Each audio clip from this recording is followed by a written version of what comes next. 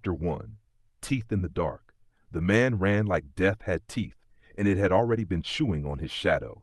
His right arm dripped red in thick ropes, the blood slicking his skin where 3 deep slashes had been carved feral and deliberate.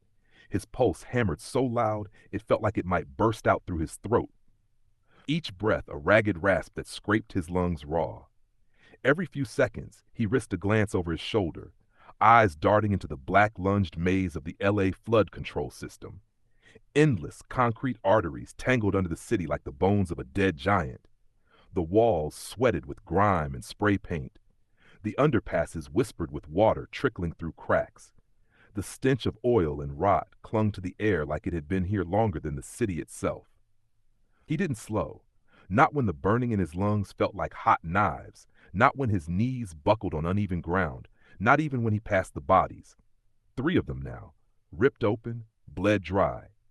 Hours ago they'd been dancing with him under flickering warehouse lights, laughing over bad ecstasy and worse beer.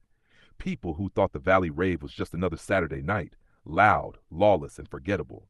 Then the screaming had started. Behind him, something howled. Not a wolf, not a dog. The sound was wrong. Wet, like lungs drowning in their own blood, the pitch broke halfway through, shredded by vocal cords that had been stretched too far inside what used to be a human throat. Jeff?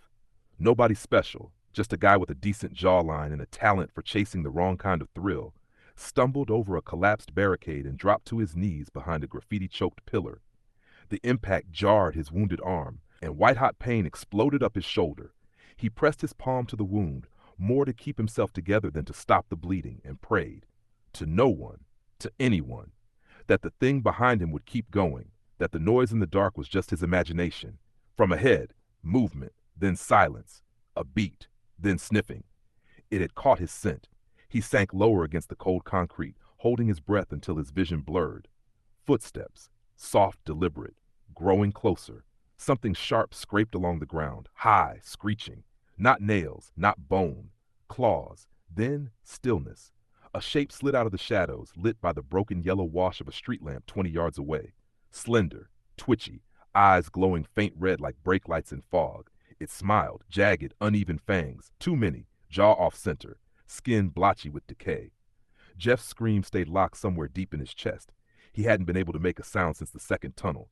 All he could do was run. So he did. The feral shrieked and leapt after him, impossibly fast, a blur of muscle, bone, and claws. Jeff made it 20 feet before his foot caught on something soft and waterlogged. A corpse. The impact sent him sprawling. The feral descended, hissing, claws raised, and the barking started. Not just barking, a thunderous guttural roar of a bark that rolled through the tunnels like a war drum. A single massive shape exploded from the shadows, jet black, thick-muscled, battle-scarred from snout to flank. The dog's wide spiked collar glinted silver under the street lamp, the rotating points gleaming as they sharpened themselves with every step. Rex, the executioner. He hit the feral midair with bone-cracking force, silver-capped fangs punching through its throat.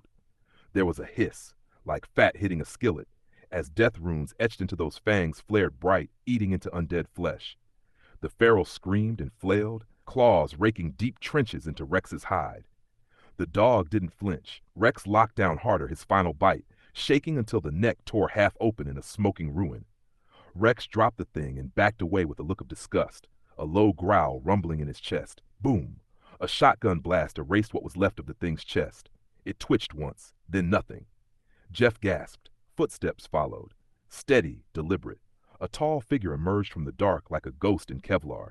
Silver-edged machete in one hand, smoking shotgun in the other. Eyes unreadable beneath a low-tipped ball cap. Rex padded back to his side, blood dripping from his muzzle, watching the body for any twitch. Jeff recognized the silhouette from whispered bar stories. An urban legend. Alpha, they called him because of him usually being surrounded by a pack of enormous dogs. Marcus Vane didn't speak. He scanned the corpse. Breathing slow, controlled, he then, with a single chop to what was left of its neck, separated the head. He knelt beside the body, drew a curved set of surgical pliers, and wrenched loose the fangs, one, then the other, with a wet pop. He held one up to the light. "That makes 6 this week," he said, more to himself than anyone else. Jeff coughed. What the hell was that? What are they? Marcus turned, his face unreadable. You shouldn't have been here. I didn't know. It was just a party, man. No such thing in the valley anymore. Marcus stood. Someone's building a feral pack again. Who? Jeff's voice cracked. What the hell was that thing? Marcus looked at him for a long second, then tilted his head slightly, listening. A quiet female voice crackled in his earpiece. Sector 7 sweep confirms no active nests in that quadrant. Please return for debrief and drop. He didn't respond. Instead, he stared at the fangs in his hand. Vein-like grooves ran down each root. Even in death, they pulsed faintly. He dropped them into a capsule and screwed the cap tight. The Union says this nest was dead. He glanced back into the shadows. So why? He said. Are they still crawling out of the dirt?